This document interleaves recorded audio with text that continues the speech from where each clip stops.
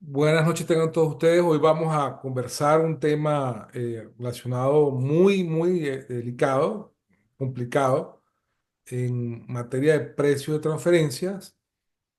Como sabrán, nuestro invitado hoy es el licenciado José Duarte, quien gentilmente nos va a hacer su presentación de la información que él nos va a brindar para que entonces en este canal YouTube podamos contar con la misma las veces que deseen. Pueden ingresar.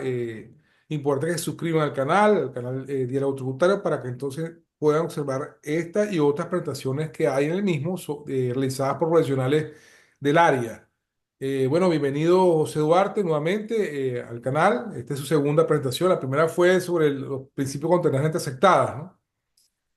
Ahora vamos a iniciar este proceso de transferencia que, repito, es un tema complicado tanto para fuera de la administración tributaria como para dentro de la administración tributaria, debido a que no es una información que sea de uso cotidiano por parte de los funcionarios en general, sobre todo lo que conversamos hace instante, ¿no? En las regiones. En las regiones no hay tantos, digamos, empresas que tengan relaciones con empresas transnacionales, porque la mayoría de ellas fueron designadas a sujetos pasivos especiales de la región capital, de la Gerencia General perdón, la Gerencia de Conducta Especial de la región capital, y entonces tributan por allá y allá posiblemente tengan más información sobre el tema, ¿no? Pero en las regiones es muy difícil conseguir esto. Entonces, bienvenido adelante con la información. Buenas tardes, doctor Carlos. Buenas tardes a los participantes presentes en la sala. Un saludo para las personas que nos van a ver en diferido por las diferentes plataformas digitales. Gracias por la invitación a compartir en estos espacios la comunidad Diálogo Tributario, unos espacios con la finalidad del desarrollo y el crecimiento profesional, impartir conocimiento, compartir de saberes para el crecimiento de la comunidad de profesionales. En este sentido, hoy vamos a disertar sobre el tema de precios de transferencia. ¿Eh? Muy conocido que estamos ante una globalización de la economía, los mercados mundiales están interconectados. En este sentido, las transacciones entre empresas multinacionales han pasado a formar una parte importante de los ingresos de los distintos países, las administraciones tributarias. La transferencia de bienes, productos, servicios y derechos son de manera significativa hoy en día.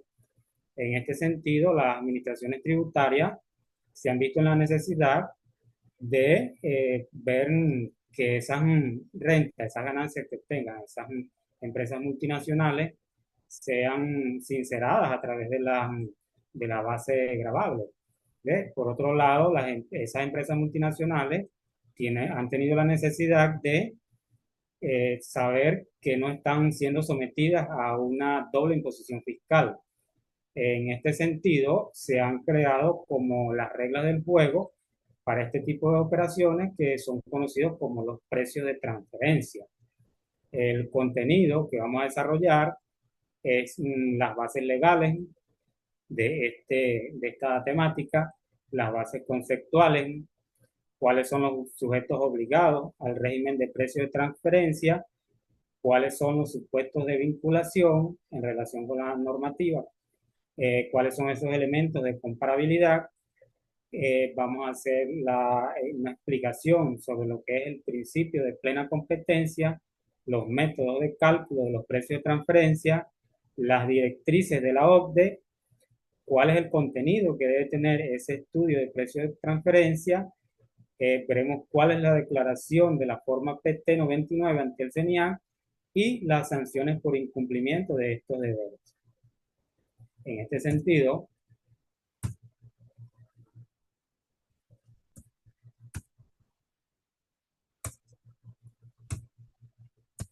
vamos a seguir avanzando con la presentación.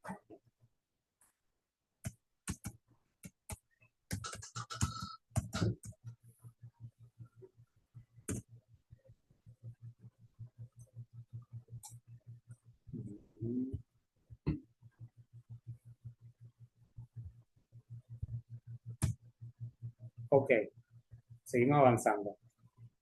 Acá tenemos la presentación, ya el doctor Carlos hizo nuestra presentación. Eh, las bases legales de los precios de transferencia.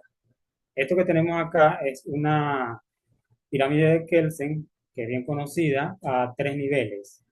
En el nivel fundamental tenemos la Constitución de la República de Venezuela. ¿Eh?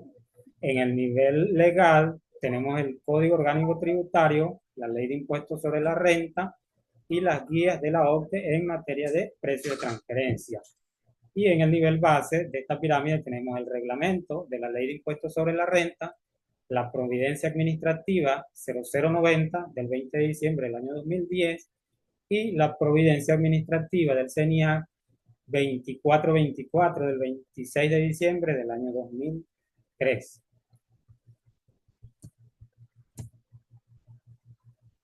En este sentido, ¿qué podemos entender por precio de transferencia?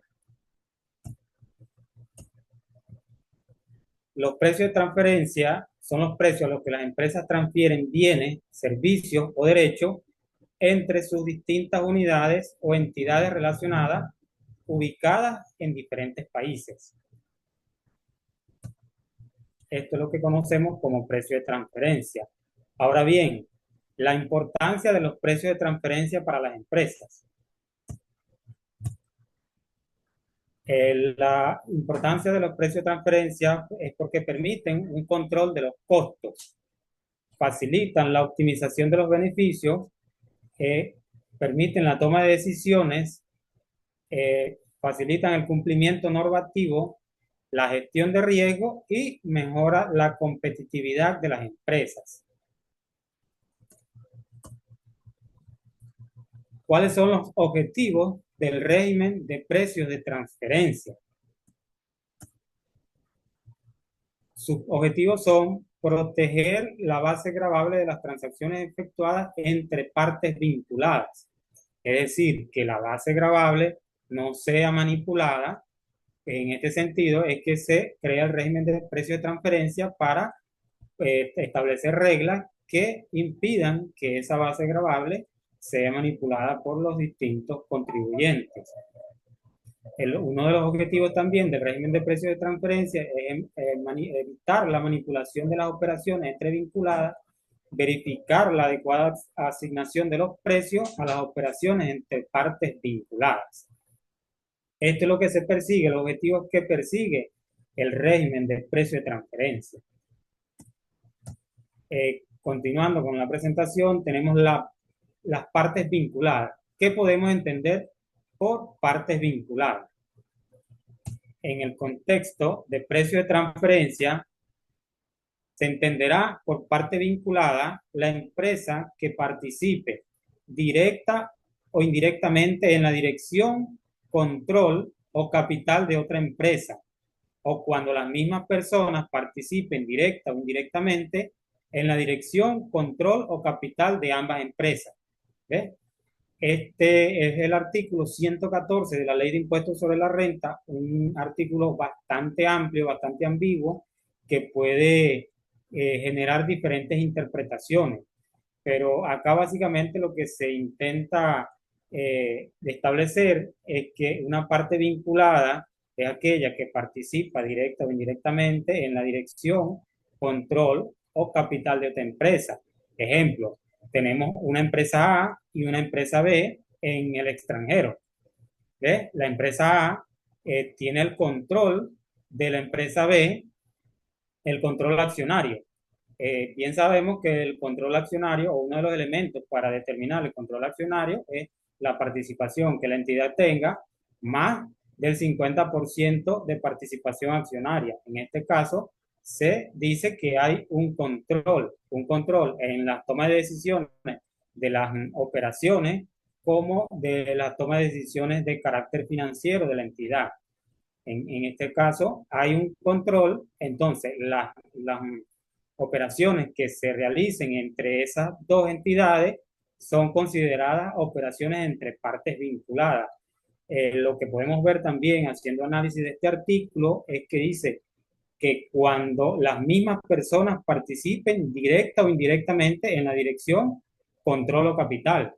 Aquí se puede ver que se trata también de personas. Ya, este podría ser el caso de cuando, ejemplo, una empresa A tiene el mismo ejecutivo en una empresa B en el extranjero, aunque no tenga control sobre la participación accionaria. Si un ejecutivo de la empresa A es el mismo ejecutivo o participa en la directiva de la empresa B, y esa empresa B está vinculada ubicada en el exterior, entonces se dice que las operaciones llevadas a cabo entre esas dos entidades también son consideradas como operaciones entre partes vinculadas. Esto es lo que intenta explicar o establecer el legislador acá en el artículo 114 de nuestra ley de impuestos sobre la renta. Como dije, un artículo bastante amplio, bastante ambiguo, que puede dar para diferentes interpretaciones, pero esto es lo que se intenta establecer acá. De esta manera ya conocemos lo que se entiende por partes vinculadas. Entonces, veremos objetos obligados al régimen de precios de transferencia. Los contribuyentes que celebren operaciones con partes vinculadas están obligados a efectos tributarios a determinar sus ingresos, costos y deducciones, considerando para esas operaciones los precios y montos de contraprestaciones que hubieran utilizado con o entre partes independientes en operaciones comparables. Cuando dice los contribuyentes, estamos hablando de los contribuyentes del impuesto sobre la renta, que son los sujetos que están obligados al régimen de precios de transferencia. Es importante destacar aquí que los sujetos obligados al régimen de precios de transferencia no guarda relación con la calificación que tenga como contribuyente. Es decir, si el contribuyente está calificado como sujeto pasivo especial, el que esté o no esté sometido al régimen de transferencia no guarda relación con esta condición. Los obligados al régimen de precio de transferencia son aquellas entidades que celebren operaciones con partes vinculadas establecidas en el exterior. Esos son los que están obligados al régimen de precio de transferencia. Si una entidad no practica o no desarrolla operaciones con partes vinculadas en el exterior, entonces no está obligada al régimen de precio de transferencia. Esto está establecido en el artículo 109 de la Ley de Impuestos sobre la Renta. En este contexto, veremos los supuestos de vinculación según la Ley de Impuestos sobre la Renta. Estos supuestos son tres. El primero, cuando una empresa participe directa o indirectamente en el control o capital de otra empresa, o cuando las mismas personas participen directo o indirectamente en la dirección, control o capital de ambas empresas. Esto está bastante relacionado a lo que hemos visto en láminas anteriores en el artículo 114 de la ley. El supuesto número 2 de vinculación dice, cuando se efectúen operaciones por medio de interpuesta persona que no califique como vinculada a una parte residente en Venezuela, por medio de la cual ésta opere con otra en el exterior que califique como vinculada. Es interesante este segundo supuesto porque aquí se incluyen como a las personas interpuestas cuando se llevan operaciones a través de personas interpuestas. Un ejemplo podría ser una empresa A utiliza, por ejemplo, una casa de intercambio para celebrar una operación con la empresa B. Esa empresa B es pues, vinculada a la empresa A, pero la empresa A no está desarrollando la operación directamente con la empresa B, sino que está utilizando un intermediario, está utilizando a un tercero para llevar a cabo esa operación. En este caso, esa operación también se considera como una operación entre partes vinculadas. El tercer supuesto dice que cuando se efectúen operaciones entre personas naturales o jurídicas domiciliadas o residentes en Venezuela y personas naturales o jurídicas ubicadas o domiciliadas en jurisdicciones de baja imposición fiscal. ¿Ven? Aquí se viene haciendo más amplio esos supuestos de vinculación, debido a que ahora acá el legislador incluye a las personas naturales o jurídicas domiciliadas o residentes en Venezuela que celebren operaciones con otras entidades ubicadas en jurisdicciones de baja imposición fiscal. Aquí es importante esto que dice acá el legislador, dice ubicadas o domiciliadas. Hay que estar muy atentos porque podemos estar celebrando una operación con una entidad que está en un X país que no es un paraíso fiscal, pero esa empresa con quien estamos llevando a cabo esa operación está domiciliada en jurisdicciones de baja imposición fiscal, que es lo que conocemos como esos paraísos fiscales. Entonces, esa operación allí sería una operación entre partes vinculadas y por lo tanto estaría sometida al régimen de precios de transferencia. Eh, Continuando con los elementos de comparabilidad, tenemos las características de las operaciones. Estos son los elementos que se deben considerar para establecer la comparabilidad entre las operaciones. Las características de las operaciones, las funciones o actividades, incluyendo los activos utilizados y los riesgos asumidos en las operaciones de cada una de las partes involucradas en la operación. Los términos contractuales, sabemos que estas operaciones pueden llevarse a cabo a través de contratos entre las entidades, entonces también se considerarían los términos de esos contratos para establecer los elementos de comparabilidad. Las circunstancias económicas en las cuales se hayan desarrollado las operaciones, las estrategias de negocio, incluyendo las relacionadas con la penetración, la permanencia y la ampliación en el mercado. Estos son los elementos de comparabilidad del régimen de precios de transferencia. Continuando, tenemos el principio de plena competencia o de arm's length. Este principio establece que los precios de transferencia que establecen las reglas del mercado aplicables a las operaciones de intercambio de bienes, servicios o derechos entre entidades independientes, esas reglas también deben ser aplicadas en las operaciones entre partes vinculadas. ¿Ves?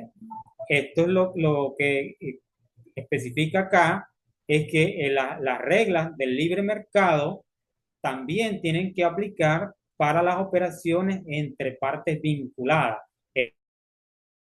Esto es lo que conocemos como el principio de plena competencia o de arm's length. Los métodos de cálculo del régimen de precios de transferencia. El primer método. El método del precio comparable no controlado consiste en comparar el precio cobrado con la transferencia de propiedad o servicio en una transacción vinculada con el precio cobrado por transferencia de propiedad o servicio en una transacción comparable en circunstancias comparables. Esto está establecido en el artículo 135 de la Ley de Impuestos sobre la Renta. Este método consiste básicamente en comparar los precios cobrados por la transferencia de propiedades o servicios entre partes vinculadas con los precios cargados a operaciones entre partes no controladas. En este método de cálculo se pueden determinar los comparables externos si utilizamos como comparables externos las transacciones llevadas a cabo por empresas no pertenecientes al grupo empresarial, entonces estaríamos hablando de un comparable externo.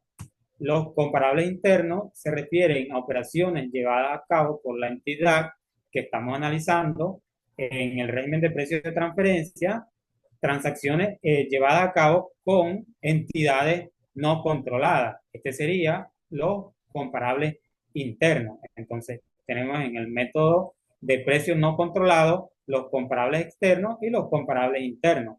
Los comparables internos son más fáciles de adquirir debido a que se generan o se desarrollan dentro de la misma entidad.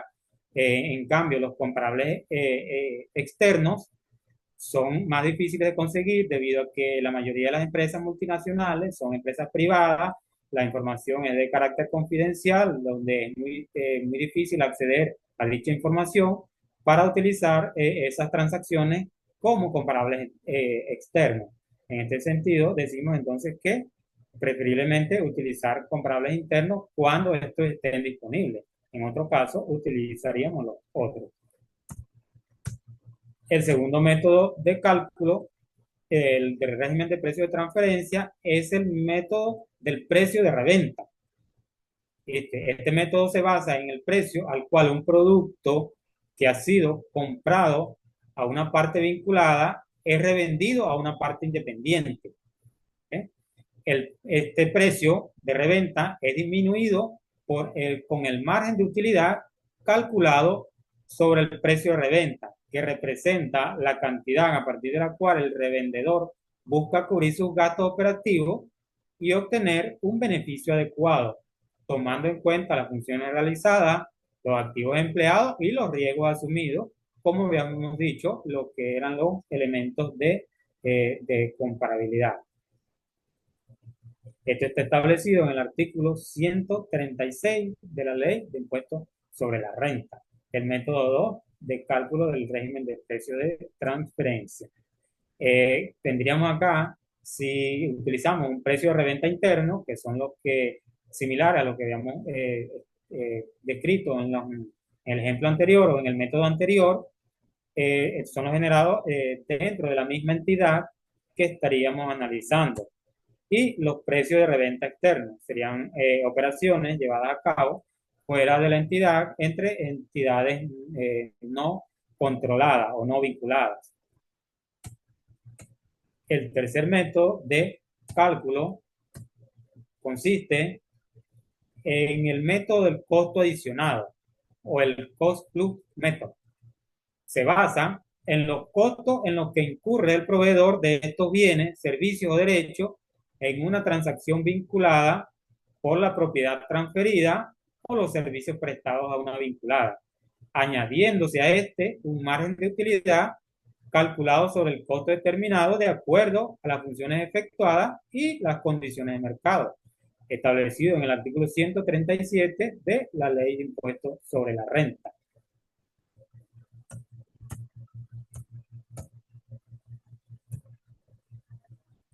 El cuarto método es el método de división de beneficios o Profit Split Method.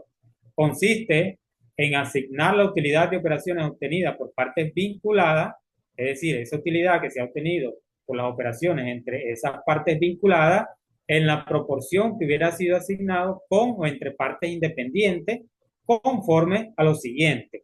¿Ve? Asignar esa utilidad en operación entre partes vinculadas de acuerdo a como se hubiese asignado en operaciones entre partes independientes. Para esto se debe considerar la utilidad de operación global mediante la suma de la utilidad de operaciones obtenidas por cada una de las partes relacionadas involucradas en la operación. La utilidad de operación global se asignará a cada una de las partes considerando elementos tales como los activos, los costos y gastos de cada una de las partes vinculadas con respecto a las operaciones entre dichas partes. Este método está establecido en el artículo 138 de la Ley de Impuestos sobre la Renta.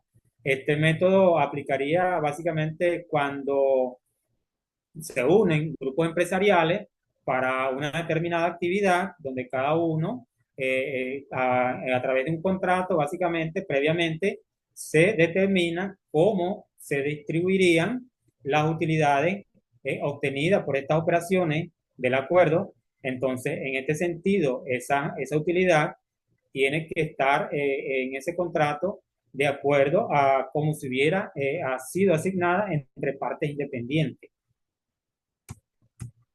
El quinto método de cálculo del régimen de precio de transferencia es el método del margen neto transaccional. Este método consiste en determinar en transacciones entre partes vinculadas la utilidad de operación que hubieran obtenido partes independientes en operaciones comparables, con base en factores de rentabilidad que toman en cuenta variables tales como activos, ventas, costos, gastos o flujo de efectivo. El método del margen neto transaccional, que está establecido en el artículo 139 de la Ley de Impuestos sobre la Renta. Estos 5 métodos son los que establece nuestra normativa en cuanto al cálculo del régimen de precios de transferencia. Este método, para obtener el beneficio neto, que el beneficio neto sabemos que es igual a las ventas menos los costes. ¿Ves? El margen neto en porcentaje sería el beneficio neto del que estamos hablando, el margen neto transaccional, sería beneficio neto entre el total de las ventas. Ahí obtendríamos el porcentaje del margen neto de utilidad, el margen neto transaccional, que es el que está establecido en este método. Ok, entonces aquí, de acuerdo a los 5 métodos vistos en nuestra ley de impuestos sobre la renta, nos preguntamos, ¿qué método debo utilizar?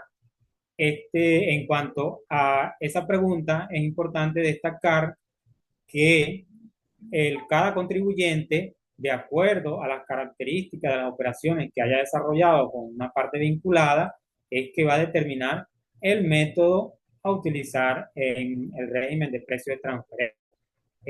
Sin embargo, por ejemplo, para operaciones que pueda llevar a cabo, por ejemplo, una empresa farmacéutica con operaciones entre partes vinculadas, podría utilizar el método del precio no controlado. ¿Ve? Porque este es el que le podría ser de mayor utilidad, este es el que le podría reflejar con mayor claridad ese método utilizado.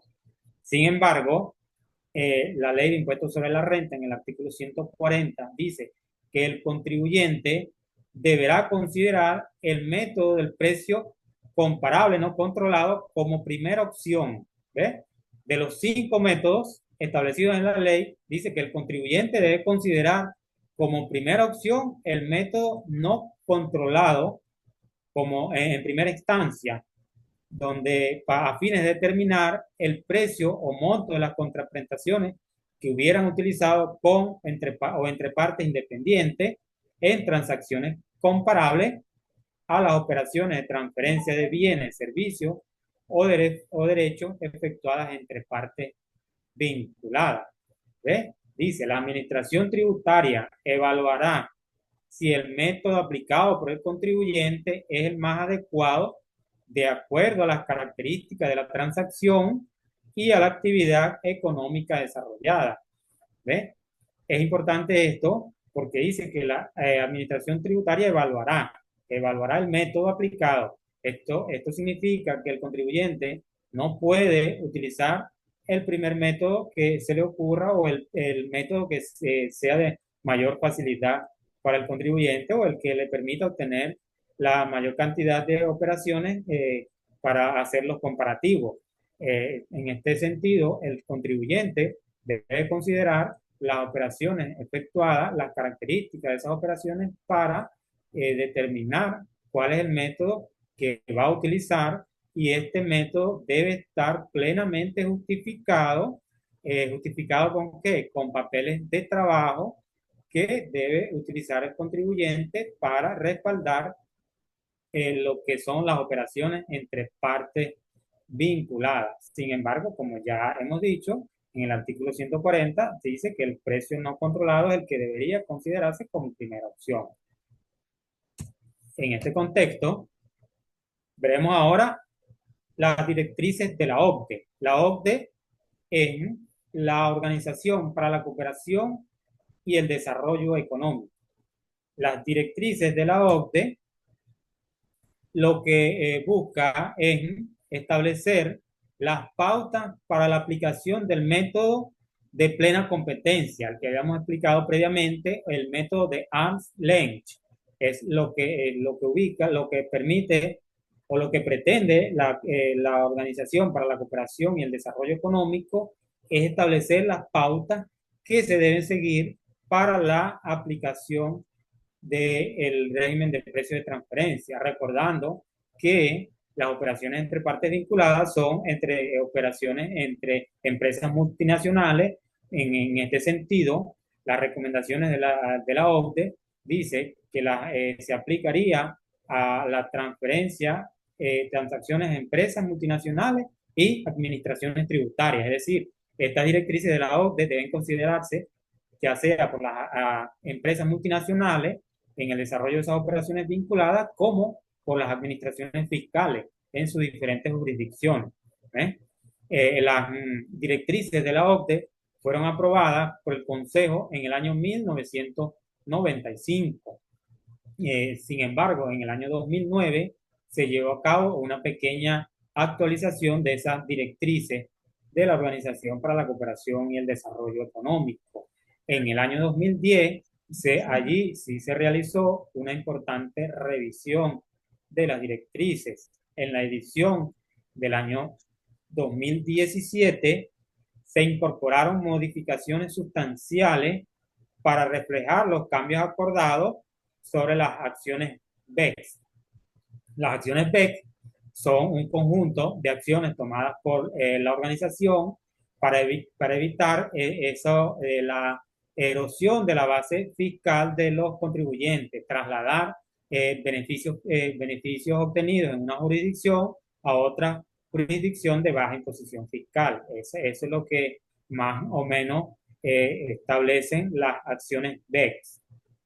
En la última versión del año 2020 de las directrices de la OCDE, se consolidan los cambios realizados sobre la versión del año 2017 basado en los informes emitidos entre los años 2018 y 2020. En este contexto, para todo lo no previsto en este decreto con rango, valor y fuerza de ley, serán aplicables las guías sobre el precio de transferencia para las empresas multinacionales y las administraciones fiscales aprobadas por el Consejo de la OCDE en el año 1995.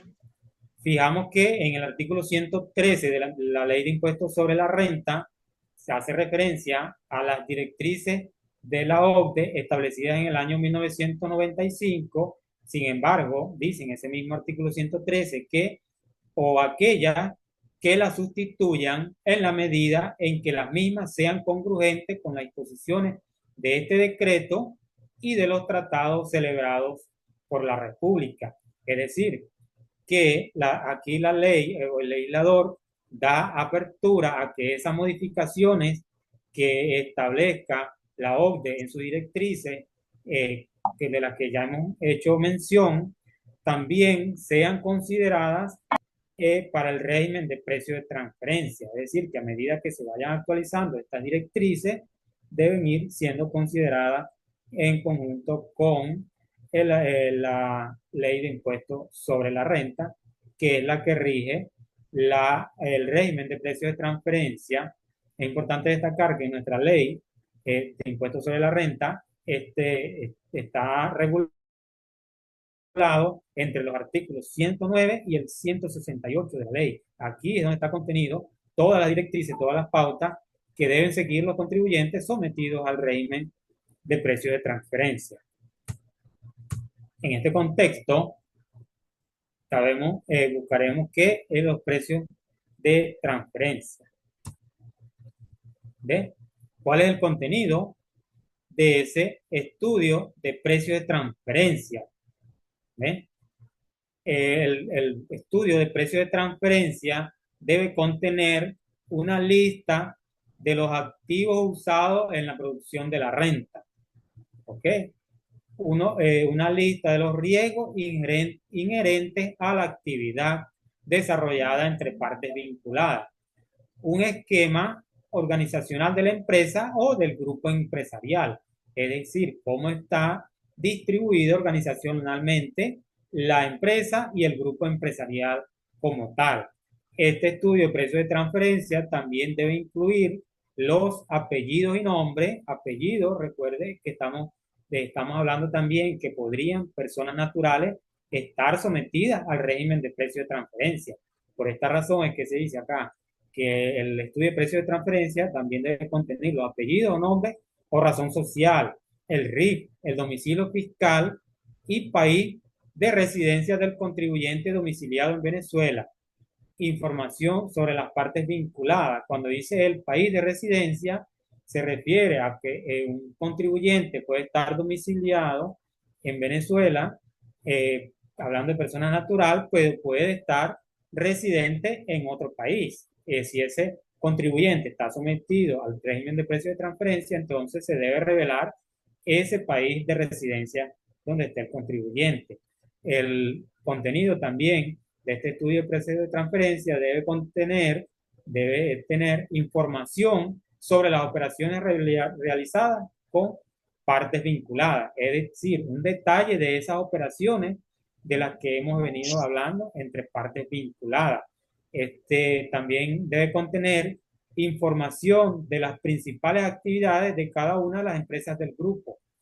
¿Ok? Debe contener detalles de cada una de esas operaciones que realizan esos grupos empresariales sometidos al régimen de precio de transferencia. Estado financiero del ejercicio elaborado conforme a BEN-NIF, recordando que BEN-NIF son los principios de contabilidad generalmente aceptados en Venezuela. Digamos la importancia que tienen estos principios de que los estados financieros elaborados en el ejercicio,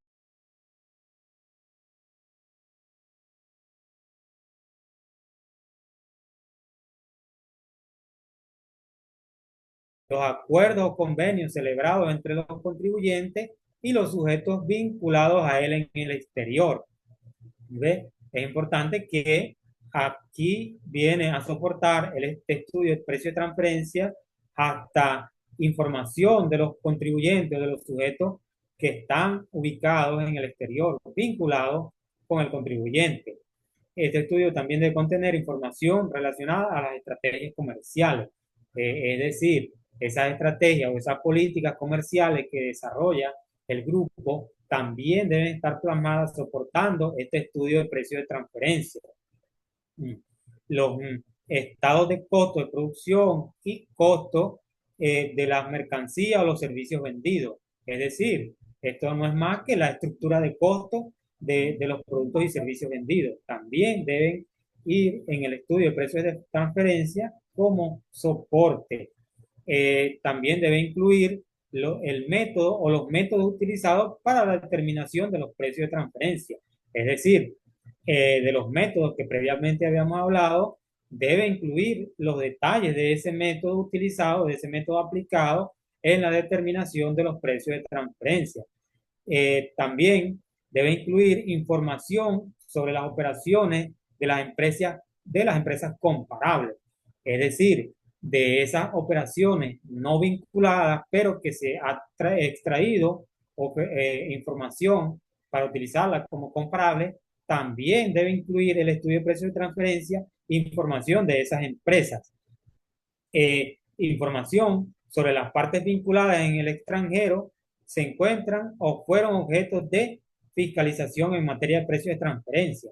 Fíjense lo importante, también este estudio de precios de transferencia debe incluir información acerca si esas partes vinculadas ubicadas en el exterior están siendo sometidas a una verificación del régimen de precios de transferencia, si están siendo sometidas a una fiscalización en este sentido. También el estudio de precios de transferencia debe contener información relacionada al análisis funcional y cálculo de los precios de transferencia. Esto es básicamente la documentación que debe soportar un estudio de precios de transferencia. Esto está establecido en el artículo 167 y artículo 168 de nuestra ley de impuestos sobre la renta. La declaración informativa forma PT99 ante el CENIAC. Como ya hemos dicho, la declaración forma PT99 es una declaración informativa, es decir, que no genera pago alguno. Sin embargo, los contribuyentes sometidos al régimen de precio de transferencia, es decir, los contribuyentes que celebren operaciones con partes vinculadas, están obligados a cumplir con este deber formal ante el CENIAC, la forma PT 99. En el artículo 166 de la Ley de Impuestos sobre la Renta dice, las operaciones entre partes vinculadas efectuadas en el ejercicio fiscal deberán ser informadas a la Administración Tributaria mediante una declaración informativa. Como ya hemos dicho, no genera pago alguno, sin embargo, es de carácter obligatorio, que deberá presentarse en el mes de junio siguiente a la fecha de cierre del ejercicio fiscal en los términos que la Administración Tributaria, a través de la providencia administrativa respectiva, determine. ¿Ves? Dice acá el artículo 166 en comento que la declaración informativa deberá presentarse en el mes de junio siguiente a la fecha de cierre del ejercicio. Sin embargo, se recomienda a un contribuyente sometido al régimen de precio de transferencia que para el cierre del ejercicio fiscal, para al momento de presentar la declaración definitiva de renta, ya debería de tener determinado el régimen de precio de transferencia, los cálculos, toda la documentación que soporta el estudio de precio de transferencia, de manera que si hay algún ajuste a incluir en la declaración definitiva de renta, esta pueda ser incluida en ese momento y no deba llevar al contribuyente luego a una declaración sustitutiva de la declaración definitiva. Recordemos que el régimen de precio de transferencia lo que busca es sincerar esa base gravable obtenida por los contribuyentes de esas operaciones entre partes vinculadas, que esa operación, que esa base gravable sea lo más sincera posible. En este sentido, la declaración definitiva guarda estrecha relación con el régimen de precio de transferencia, de manera que si hay que hacer un ajuste a esas operaciones entre partes vinculadas, este ajuste deba ser incluido, como ya hemos comentado, en la declaración definitiva de rentas. Es con el objeto de sincerar esta declaración. Sin embargo, en la Providencia Administrativa 2424 del año 2003, que es específicamente la que regula esta declaración informativa de precio de transferencia, en su artículo 1 dice que los contribuyentes del impuesto sobre la renta que realicen operaciones con partes vinculadas en el extranjero deberán presentar en el mes de junio siguiente al cierre de su ejercicio fiscal la declaración informativa forma PT 99 y sus anexos A, B, C, D y E. La declaración informativa forma PT 99 es un formulario que el contribuyente debe llenar y tiene unos anexos, como dice acá en esta providencia, anexo A, B, C y D.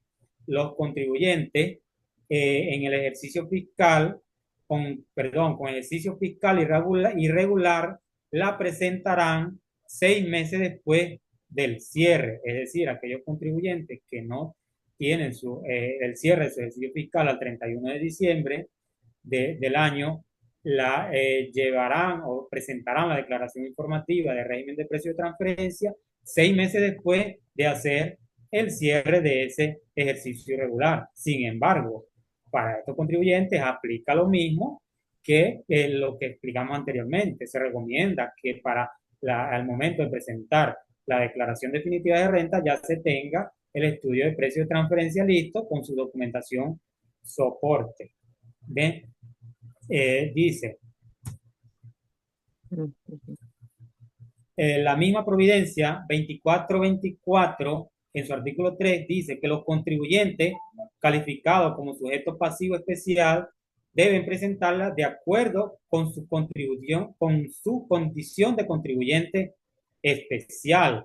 Sin embargo, en la providencia 0075, que es la que actualmente regula o que establece el calendario para los contribuyentes especiales, en esta providencia dice que las declaraciones o las obligaciones a que esté sometida un contribuyente calificado como sujeto pasivo especial y que no estén establecidas en esa providencia se guiarán por la normativa respectiva. Es decir, que en el calendario de sujetos pasivos especiales no cuentan los contribuyentes con una fecha específica para la declaración.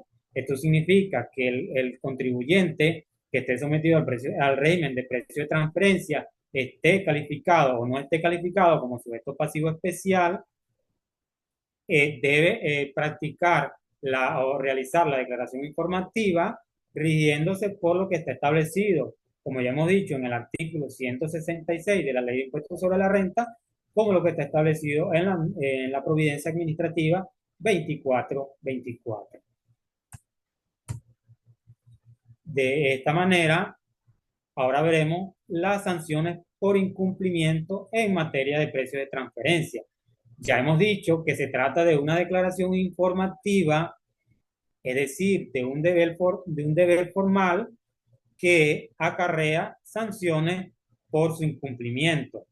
Es decir, el contribuyente que esté obligado a realizar la declaración informativa, entonces, en este sentido, la Providencia 2424 dice: lo establecido en la Providencia Administrativa 2424 será sancionado de acuerdo a lo establecido en el Código Orgánico Tributario. Esto está en el artículo 100, en el artículo 5, perdón, de esta providencia. Es bien sabido para todos que las sanciones contenidas en el Código Orgánico Tributario son bastante onerosas. En este sentido, veremos ahora las sanciones por incumplimiento.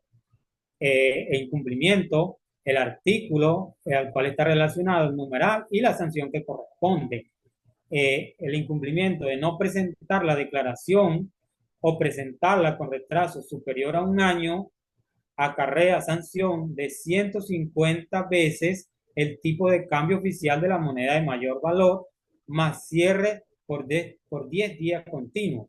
Esto está establecido en el artículo 104, numeral 1 del Código Orgánico Tributario, como ya hemos dicho.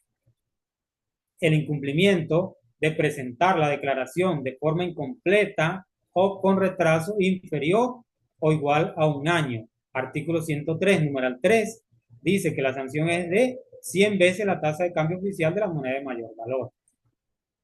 El incumplimiento de no mantener o conservar la documentación e información que soporta el cálculo de los precios de transferencia.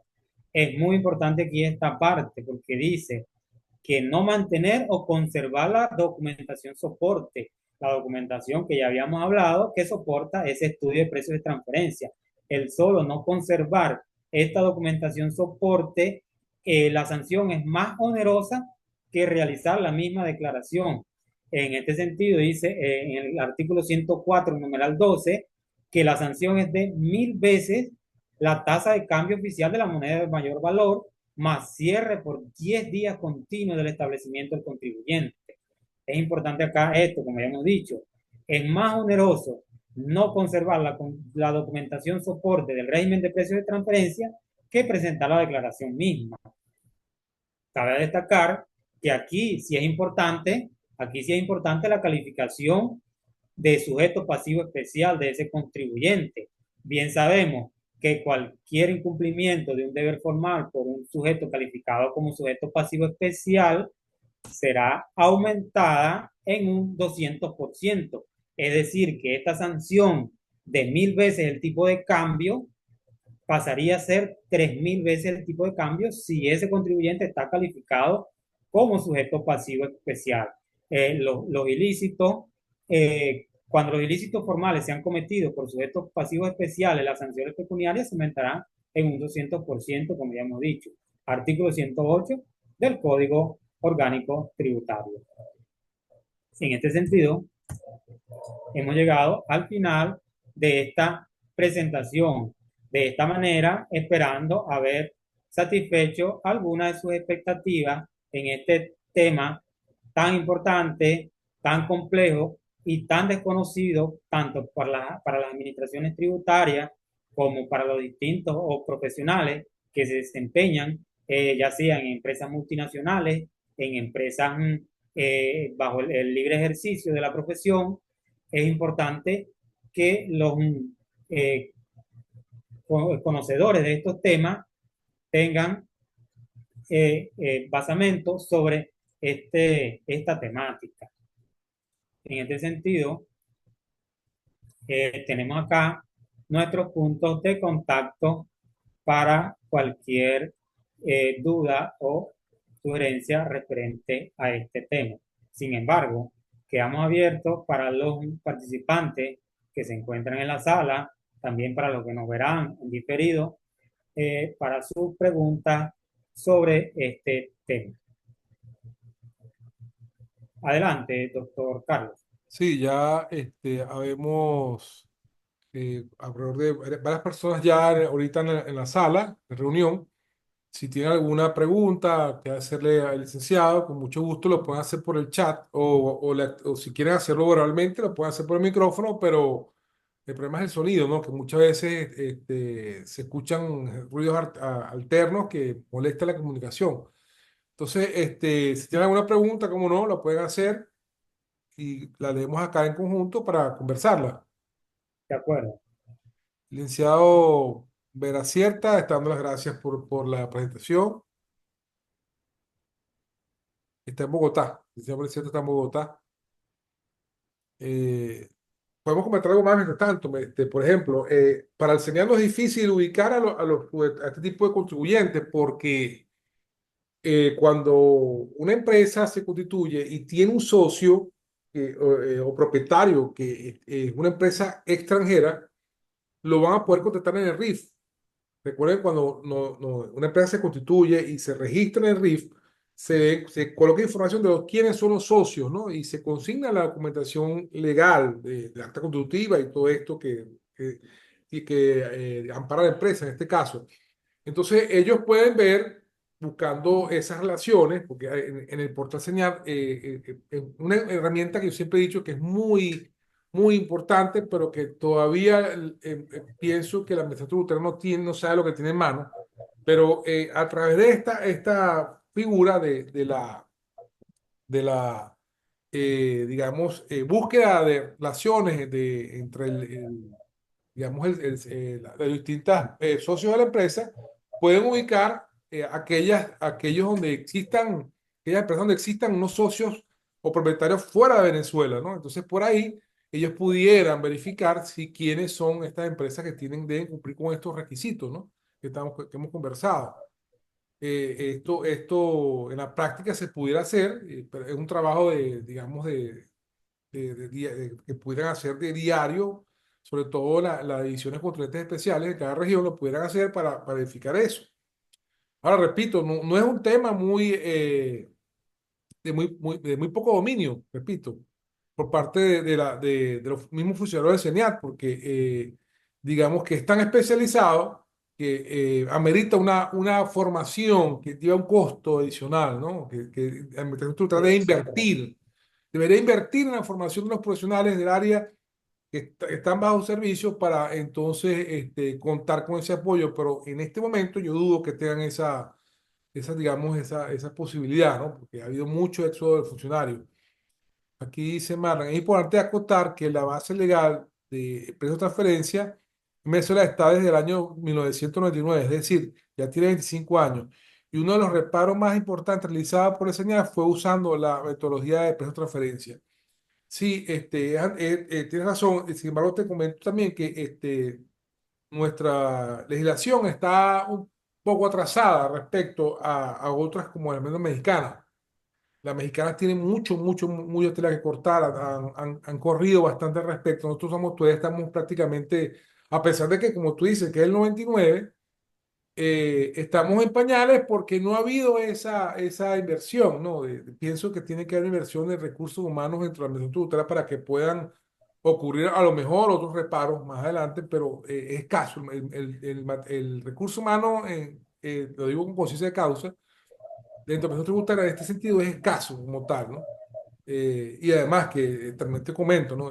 Si un profesional que domine el área, entonces va a ser más atractivo para la privada que para él, va a ser más atractivo la privada que la pública, porque entonces los sueldos son mucho más atractivos afuera que adentro del CENIAT. Es una gran problemática que tiene la administración tributaria en este momento, ¿no? Son muy bajos los sueldos y por supuesto, si tú dominas esta área, te ofrecen en cualquier firma de auditores o te firmen en cualquier empresa importante, te ofrecen un sueldo importante en moneda extranjera, te vas a ir. Entonces, es un problema que tiene en este momento grave la administración tributaria. Claro, eso ha ido en el tiempo, el problema es que eso ha ido en el tiempo decayendo poco a poco, porque no es de, digamos, ocultar que los sueldos de la administración tributaria son muy bajos, estamos hablando de 40, $100 mensuales, es bastante escaso y la preparación de este tipo de materiales es bastante costosa. Entonces, es una inversión que tiene que estar acompañada también con el mejoramiento de las condiciones, de la calidad, digamos, de ingresos de los profesionales del área dentro de la administración tributaria. Por eso es que hoy en día pienso que es muy escaso de parte de ellos esa iniciativa, ¿no? Es lamentable, pero es así, ¿no? Cuando es algo es tan importante, fíjense que, repito que en el caso de México, cuando que yo tuve oportunidad de conocer por una charla que hubo, digamos, un foro que hubo en aquel momento en Caracas, donde pude asistir, donde hay funcionarios de México y sí nos llevan, o sea, tienen muchos años ya de experiencia y con respecto a nosotros no estamos muy años atrás. En la legislación no tanto, repito, voy a decirles que en la legislación ellos indicaron que estamos muy cercanos a lo que aquel momento se pensaba que debía ser, inclusive tenemos algunas cosas que eran mejores que las de ellos, pero por supuesto, cuando hablamos de nivel de preparación, a nivel de recursos humanos, ahí, repito, donde está la falla de nosotros. Sí les comento que la Administración Tributaria también ha publicado, cuando hablamos de paraísos fiscales, ellos también a través incluso en Gaceta Oficial, publicada en Provincia Administrativa, han indicado cuáles son esos países que ellos consideran que son paraísos fiscales. Estamos hablando recuerdo que eran más de 100 países aproximadamente que ellos habían publicado. No recuerdo en este momento cuál es la providencia, pero sí les comento que sí ha habido en ese sentido por parte de ellos un pronunciamiento de cuáles son esos países que son considerados para ellos paraísos fiscales. Claro, recordemos que este tema, por supuesto, tiene que ver con un régimen de control fiscal. El nombre es muy bonito, pero realmente es un régimen de control fiscal en parte del Estado hacia evitar que estos mecanismos que pueden ser de evasión fiscal o de elusión fiscal buscando regular esta materia para evitar entonces, digamos, inconvenientes en cuanto a la recaudación. Aquí dice Mario Blanco, buenas tardes. Este reglamentado el procedimiento de precio de transferencia de la ley. Me pregunta el licenciado Mario Blanco. Es la pregunta, está haciendo esa pregunta. Que está reglamentado, Ah, sí está reglamentado, sí, claro, sí, por supuesto. La ley de impuestos sobre la renta tiene su reglamento que data del año 2003, ¿no? Entonces, claro, en el reglamento de la ley de impuestos sobre la renta también está allí establecido lo que es el régimen de precio de transferencia. sí, Es importante, sí, lo que decía el otro colega que tenemos en la sala, referente a cuándo se introdujo el régimen de precio de transferencia en Venezuela, y sí es cierto, en el año 1999 fue que se introdujo en la ley de impuestos sobre la renta. Sin embargo, ese articulado que regula el régimen de precio de transferencia en el año 2007 sufrió una modificación posterior en el año 2008 nuevamente. Sin embargo, después de esa fecha se ha mantenido casi intacto el articulado que regula este régimen de precio de transferencia, aun cuando la ley ha sufrido algunas modificaciones en el año 2010, posteriormente en el año 2015.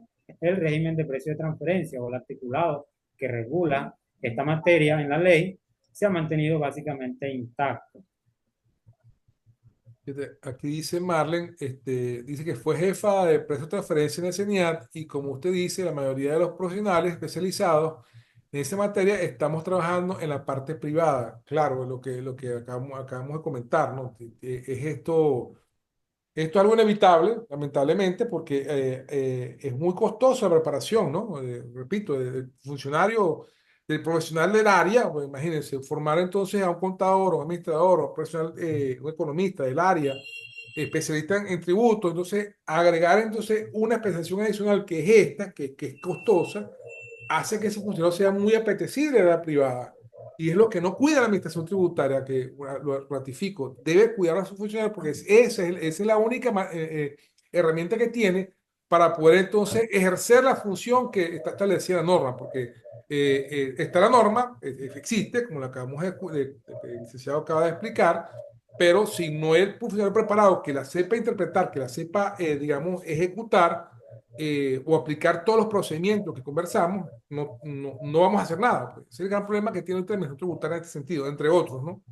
Sí, Aquí es dice, importante, doctor, un poco para complementar. sí, Sí, debemos reconocer los profesionales de que el régimen de precio de transferencia es un tema bastante complejo, que como ya usted ha mencionado, líneas atrás, está bastante desconocido tanto por funcionarios de la administración tributaria como por los profesionales en ejercicio. Y sin embargo, también complementando los comentarios que hizo más atrás sobre para la administración tributaria, no es complicado detectar estos contribuyentes que están sometidos al régimen de precio de transferencia. Recordemos que existen los convenios de cooperación entre las administraciones fiscales, donde aquí hay un importante cruce de información entre las diferentes administraciones fiscales, inclusive con detalle de esas operaciones desarrolladas entre partes vinculadas, donde la Administración Tributaria Nacional acá fácilmente podría ubicar a esos contribuyentes sometidos al régimen de precio de transferencia. Mario Blanco nos dice que si se va a publicar esta conferencia en YouTube, sí, se va posteriormente, por supuesto, porque hay varios videos que están en cola, que están subiendo progresivamente. Este y el anterior licenciado también sobre principios contables intersectados van a ser incluidos en el canal YouTube. Recuerden que es @diálogo tributario. Ahí van a poder entonces con calma revisar el video, hacer preguntas inclusive, porque a través de los comentarios pueden preguntar o hacer un comentario sobre el tema específico, ¿no? Sí lo pueden hacer. ¿Ok? Otro aspecto interesante de comenzar de este tema es que para efectos del mismo CENIAT, tiene que ver digamos, lavado de capitales. Eh, Esta información que es presentada a través de este procedimiento, es conveniente que sepamos que ellos anteriormente tenían una oficina inclusive que se dedicaba exclusivamente a el control de ese tipo digamos, de actividad ilícita. Entonces, esta información que es suministrada a la administración tributaria también sirve para que ellos puedan entonces señalar, por supuesto, el SENAT no va a sancionar el lavado de dinero o el tráfico ilícito digamos, de capitales, sino que es elemento indispensable para que pueda entonces ir al Ministerio Público y está obligado a hacerlo además, ¿no? Está obligado a hacerlo a notificar a nuestro público de cualquier irregularidad que se observe en este caso, ¿no? Entonces, si no hay más preguntas, no veo más preguntas todavía al respecto. Este, Nos podemos entonces despedir, esperarlos, por supuesto, repito, en el canal YouTube. Allá entonces podrán ver no solamente este material, sino todo lo que corresponde a los distintos profesionales, como el licenciado que ha aportado gentilmente su tiempo y su conocimiento para el crecimiento de la cultura tributaria nacional. Se pueden suscribir y pueden, digamos, recomendar los videos para que entonces sigamos creciendo nuestra comunidad, que es lo importante. Piensen que es totalmente gratuito, aquí no hay cobro de nada, sencillamente es un aporte de distintos profesionales del área, pues. como el caso del licenciado aquí presente. Dice Mario Blanco, gracias por la exposición, saludos igualmente. Mario, gracias por tu asistencia, todos igualmente. Si quieres decir algunas palabras de despedida, licenciado José Duarte. Sí, doctor. Bueno, más que todo, agradecimiento nuevamente a usted porque gentilmente me ha invitado a este espacio de compartir de saberes, por permitirme estar acá. Agradecimiento a los participantes, a los que se encuentran aún en la sala, por haberse tomado su tiempo para nutrirse de conocimiento, para profundizar un poco más en este tema, y a las personas que nos van a ver en diferido, que se nutran también con este conocimiento, y los invitaría a profundizar más en este tema, recordando que es un tema bastante complejo que requiere de mucho estudio, mucha comprensión. Entonces, en ese sentido, invitaría a estudiar más el tema. Sin más que agregar, me despido, nuevamente esperando haber satisfecho las expectativas de los participantes. Se despide también Max Juli, se despide dando gracias por la información sobre el tema por el precio de transferencia. Saludos igualmente, Max Juli. Bueno, sin más nada que desear, nuevamente continuamos con digamos, nuestras actividades de diálogo tributario. Tenemos el canal YouTube, arroba Diálogo Tributario, también está el Instagram, arroba Grupo Diálogo Tributario, estamos también en Twitter, en X ahora, pues, arroba Grupo Diálogo Tributario, y digamos, los chats a través del WhatsApp, que vamos a seguir continuamos con esa actividad. Hemos implementado esta porque es mucho más interactiva, es mucho más presencial, podemos ver las presentaciones de las personas que colaboran con nosotros. Y bueno, al final lo podemos subir también al canal de YouTube y que algo, digamos, más académico, digamos, más docente en este caso. Y es la idea de este tipo de actividades. Nuevamente, licenciado, gracias por su participación. Lo espero en las próximas actividades del otro tributario. Feliz noche para todos.